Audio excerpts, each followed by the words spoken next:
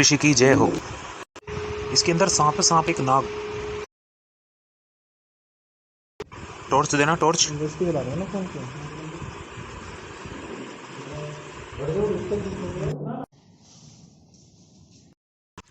कुदरत का करिश्मा, बरगद का पेड़ जो एक नहीं कम से कम 10 जगह से जमीन में से निकल रहा, लेकिन ऊपर जाके एक हो जाता है?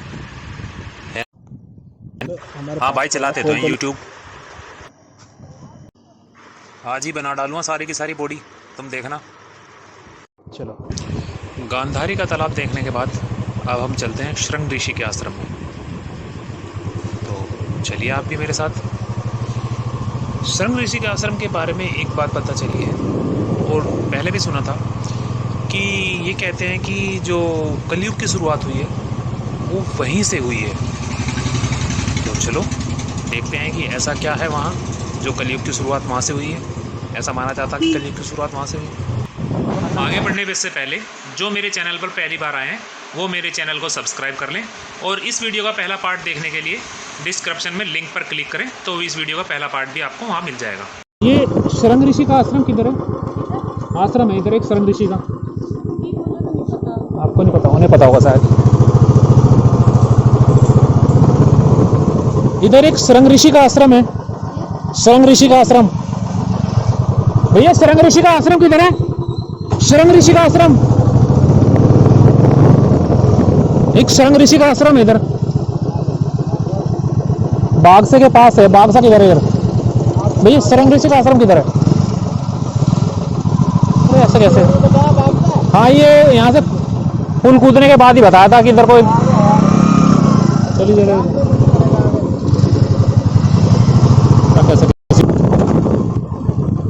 अरे उस्ताद, ये शृंग ऋषि का आश्रम किधर है?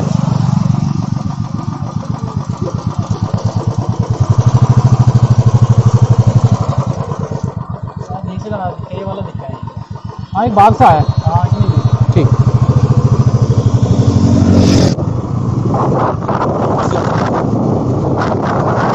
सामने दिख रहा है बाग, और यही होगा आश्रम भी। जय हो शृंग ऋषि बाबा की। चलते रहो चलते रहो। बंदर बहुत है यहाँ, बेहद बंदर है, बस अपने सामान का ध्यान रखना। चलो चलो आगे चलो।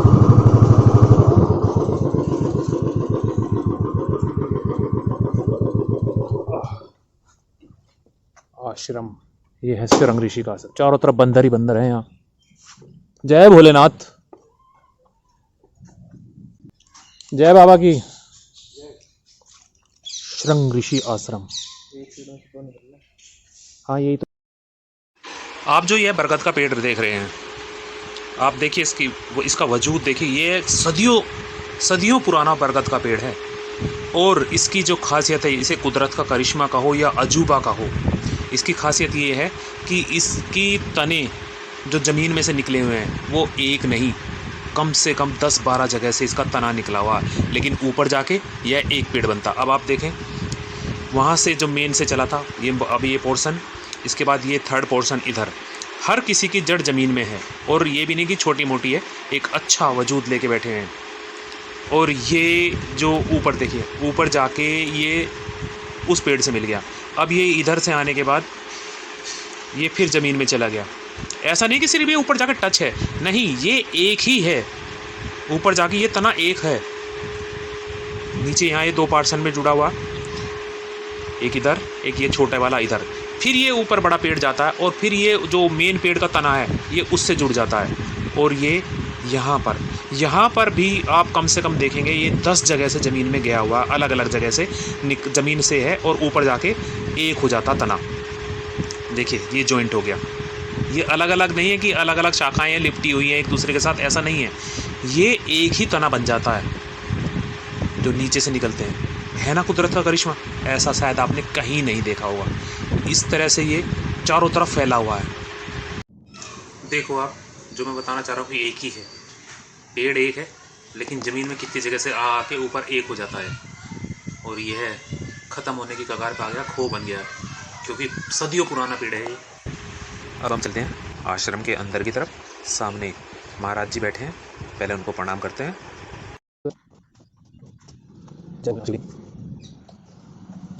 आश्रम है। जय बाबा। जय हो गणेश।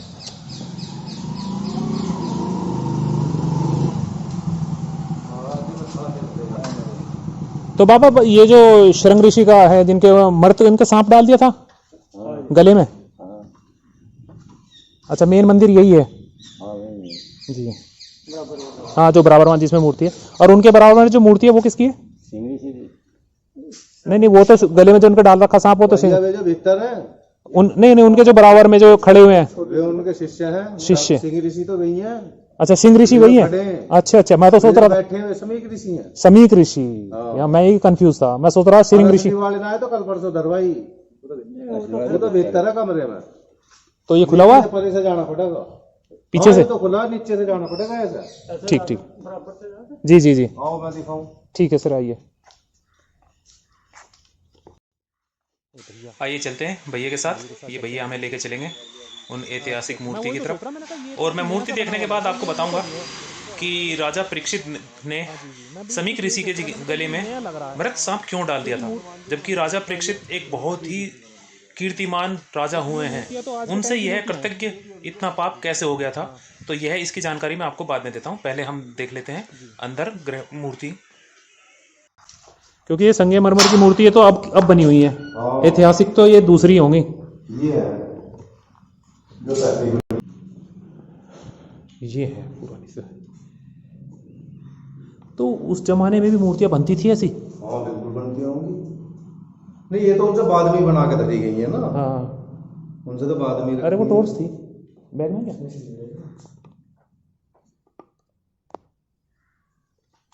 अंदर बढ़ जाओ यहाँ से दरवाजा नीचे को। जय बाबा। ये तो शृंग ऋषि जी हैं जी। जी और ये समीक ऋषि जी। समीक, जी ये समीक ऋषि जी है।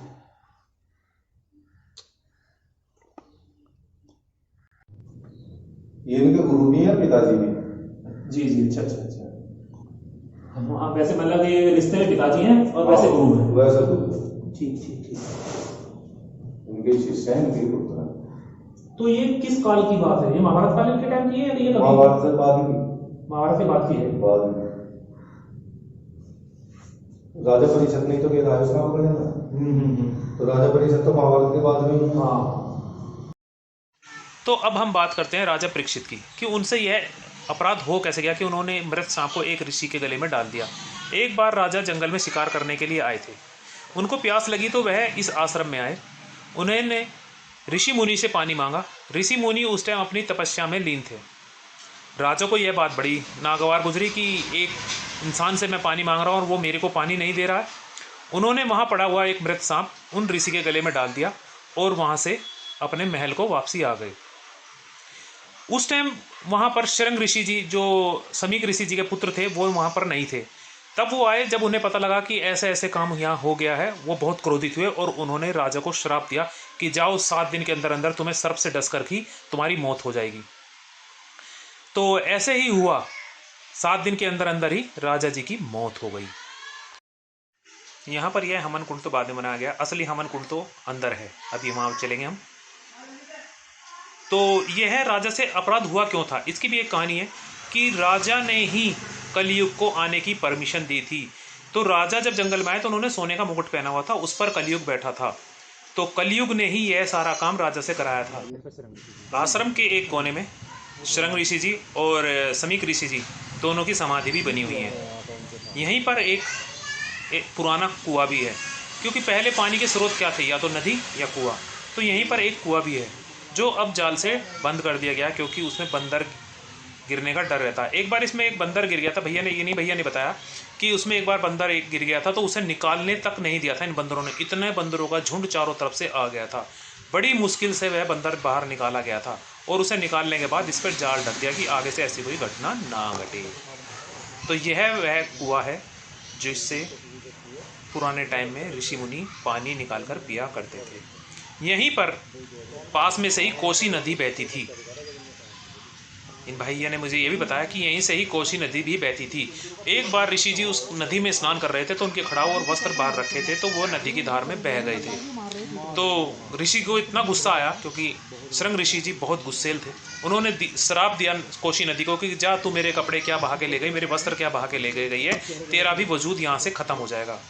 तो अब बताते हैं कि कोसी नदी यहाँ से नीचे नीचे बह के गई। यह वही कोसी नदी है जो आजकल बिहार में प्रकोप ढा रही है बाढ़ का। तो जैसे आप मतलब इस एरिया से कोसी नदी बता रहे हैं आप? हाँ, कैसे कैसे? वो यहाँ से इस तालाब में से जी इधर से। अब हम चलते हैं जहाँ पर शृंग ऋषि जी रहा करते थे, उनका शयन कक्ष, उनका पूजा घर, उस जगह वह पुराना स्वरूप में ही है, बस रंग पेंट कर दिया गया है। ये तो बाहर का तो अब दोबारा बनाया गया, लेकिन जो ये पिलर वगैरह हैं या ये डिज़ाइन है ये उसी ज़माने का है। यहाँ पर हवन हुआ करता था। यह है असली हवन की जगह जहाँ पर बैठ के ऋषि मुनियाँ हवन किया करते थे। और यह सामने जो है यह है उनका शयन कक्ष है। आप देखेंगे ये है एक छोटा सा, ज़्यादा से ज़्यादा 8 बाई 8 या 8 बाई 7 का एक छोटा सा रूम, क्योंकि पहले तो रूम इतने ही हुआ करते थे, जो कमरे हुआ करते थे वो। इसकी दिला दो ना फ़ोन के।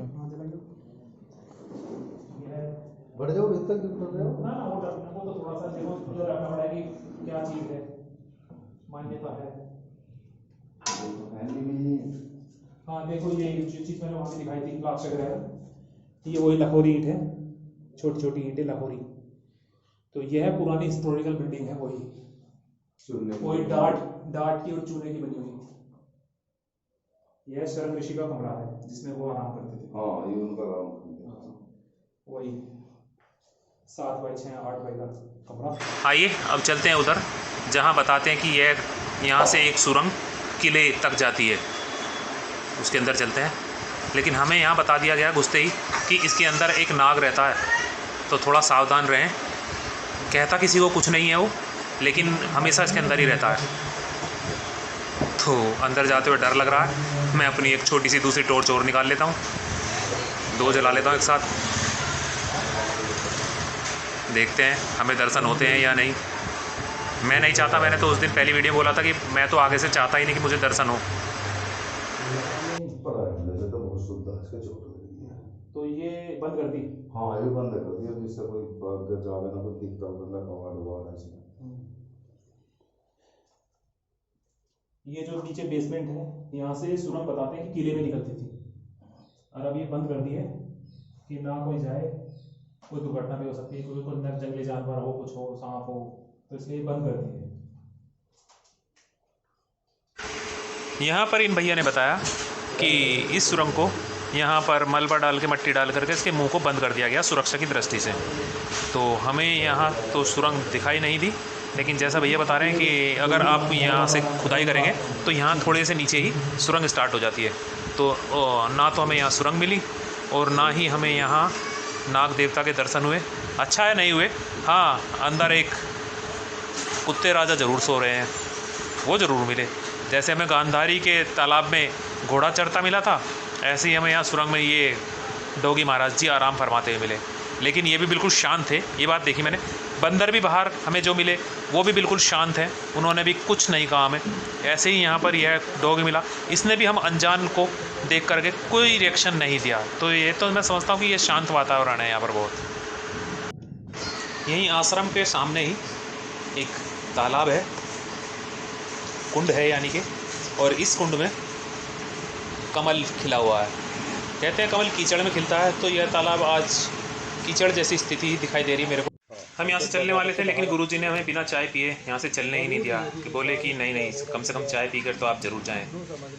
तो गुरुजी के हाथ की हमने यहाँ चाय भी पी। हमने ये शृंग ऋषि का ये पूरा का पूरा आश्रम देख दिया। वहाँ बैठ के हमने अभी चाय पी है, क्योंकि जो गुरुजी हैं उन्होंने बिना चाय पिए जाने नहीं दिया। और अब हम चलते हैं। अब हम चलेंगे यहाँ से नवल देव का कुआं, और एक झील है जहाँ पर बोटिंग का आनंद लिया जा सकता है। तो जब हम यहाँ आए हैं तो बोटिंग का आनंद लेकर भी चलेंगे। तो आइए चलते हैं वहाँ तक। आओ जी। एक किला परीक्षक पेड़ में ये है नावलदह कुआं, इसको बोलते हैं नावलदह कुआं। ये तालाब है, इसमें बोटिंग भी चलती है। चलिए अंदर चल के देखते हैं, क्योंकि मेन एंट्री दूसरी तरफ से, तो ये दीवार पार करके जाना पड़ेगा हमें। तो यहाँ से अच्छा है, सुंदर है, पिकनिक स्पॉट है। शाम के टाइम यहाँ पर बेंचों पर बैठने का एक अलग ही आनंद आएगा। इसके चारों तरफ को बेंचें लगी हुई हैं, बीच में किसी ऋषि हिसाब से है, तो यहाँ श्रृंग ऋषि है, तो श्रृंग ऋषि की शायद स्टेचू होगा, मेरे को जानकारी नहीं है ये स्टेचू किसका भी। यहीं झील के किनारे पर ओपन जिम भी है, तो थोड़ा सा हाथ आजमा लेते हैं एज ए फन। पहले शोल्डर बना लूँ, उसके बाद रनिंग, थोड़ी सी दौड़ लगा ली जाए, टकाटक टकाटक टकाटक टकाटक टकाटक टकाटक। चलो साहब, बहुत दौड़ लिए, अब थोड़ा सा कमर को पतला कर लिया जाए, पेट की चर्बी थोड़ी कम कर ली जाए, रॉक एंड रोल करके। अरे बोल बेबी बोल, रॉक एंड रोल। ये देखो वो सज्जन भी कर रहे हैं। अब ये क्या है, ऐसा लग रहा है जैसे मैं पानी पर चलने वाला हूँ। जो स्केटिंग होती है बर्फ़ के ऊपर, ये मेरी चलेगी पानी के ऊपर। ये कैसे ऑपरेट होगा, ये कैसे चलेगा, किधर से? अच्छा, अरे नहीं, ओ ये तो पुशअप है थाई बनाने के लिए। चलो थाई बन जाएगी, थाई।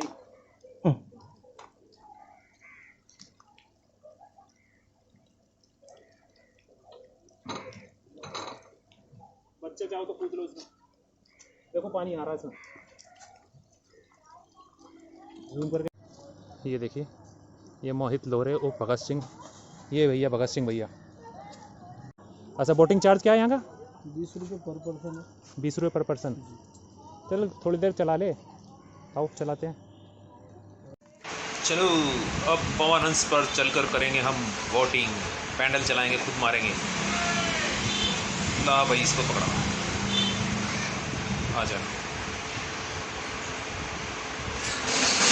अब हम चलाएंगे पैडल वाली बोट, पवन हंस बोट। यह हमें कराएगी शहर झील की। चल भाई चल। ओहो, ये तो लीक भी कर रही है।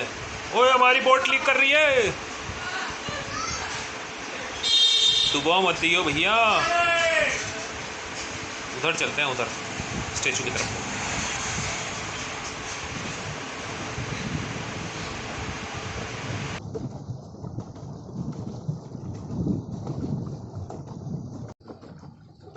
Stop stop stop stop. ले ले इन्हें, कल को देखना, कल यूट्यूब पे आओगे तुम दोनों।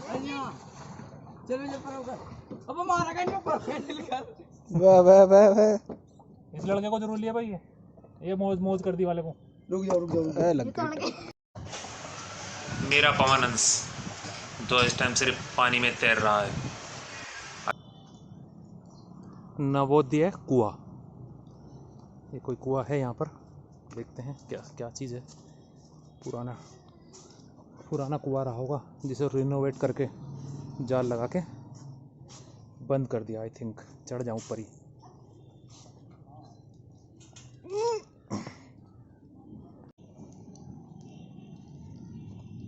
ये पीपल का पेड़ और ये शनिदेव का मंदिर,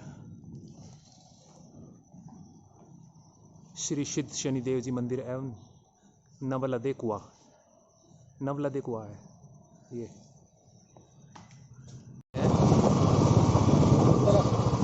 हाँ साहब, गूगल के इधर। यहाँ के बाद हमने अपना सफ़र मेरठ की तरफ को शुरू करा, और जैसे ही हम चले ज़बरदस्त बारिश आ गई। हमको अपना कैमरा भी बंद करना पड़ा एकदम से। तो दोस्तों, आपको मेरी यह वीडियो कैसी लगी प्लीज़ कमेंट करके बताइए। मैंने कोशिश करी है कि आपको ज़्यादा से ज़्यादा टाइम दे करके ज़्यादा से ज़्यादा चीज़ें दिखाने की। तो like, comment and subscribe please. Thank you.